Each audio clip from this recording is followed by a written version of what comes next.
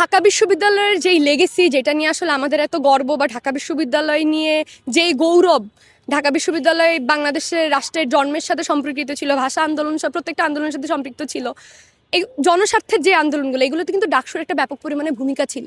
মানে 1973 সালে, মানে 72-এর পরেই সম্ভবত 1972 সালে জানুয়ারিতে বা 73-এর জানুয়ারিতে মুজিবের নির্দেশে কিন্তু প্রথম যেই গুলিটা ছোড়া হয় ছাত্রদের উপরে, সেটা কিন্তু ডাকসুর ছাত্রনেতাদের উপরে। যেইভাবে জামাতের লোকজন, একজন বক্তা মানে নেতা বলল যে আগে ডাকসু বেশ্যাখানা ছিল, এই ধরনের মন্তব্য জামাতের নেতার, এটা পুরো ঢাকা বিশ্ববিদ্যালয়ের শিক্ষার্থীদের প্রতি এক ধরনের আঘাত।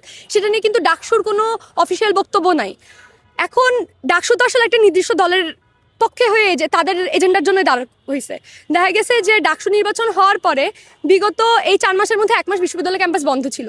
হলগুলো সংস্কারের নামে বিশ্ববিদ্যালয়ের সবগুলো হল বন্ধ থাকার পরে অনেক স্টুডেন্ট কিন্তু হলে ছিল, আমি নিজেও হলে ছিলাম, কিন্তু কোনো ধরনের সংস্কার কাজ আমি দেখি নাই। ডাকসু আসার পর আসলে এটা একটা লাভ হয়েছে যে 1 মাসের একটা লম্বা ছুটি পাইছে শিক্ষার্থীরা। এটার বাইরে আসলে জামাত যতটুকু উপকৃত হয়েছে তার 1%ও মনে হয় না সাধারণ শিক্ষার্থীরা উপকৃত হয়েছে।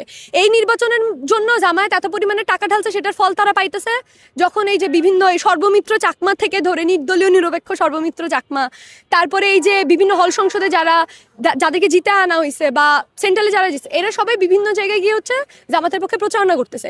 ঢাকা বিশ্ববিদ্যালয়ের শিক্ষার্থীদের পক্ষে তারা কোনো গুণগত পরিবর্তনের সিগনিফিকেন্ট কোনো কাজ করতে বলে, মানে কাঠামোগত হোক বা সেটা গুণগত হোক, কোনো ধরনের সিগনিফিকেন্ট কাজই আসলে আমরা চোখে দেখতেছি না। এইটার ফলে যেটা হইতেছে যে পরবর্তী ডাকসু নিয়ে যখন আমরা মাঠে নামতে চাইবো, পরবর্তী ডাকসুর জন্য যখন আমরা আবার একই রকম ভাবে সক্রিয় হওয়ার চেষ্টা করবো, তখন শিক্ষার্থীরা কিন্তু এই কথাটাই বলবে যে আগের ডাকসু কি করছে, কোনো পরিবর্তন তো হয় নাই, তাহলে আর ডাকসু দিয়ে কি হবে।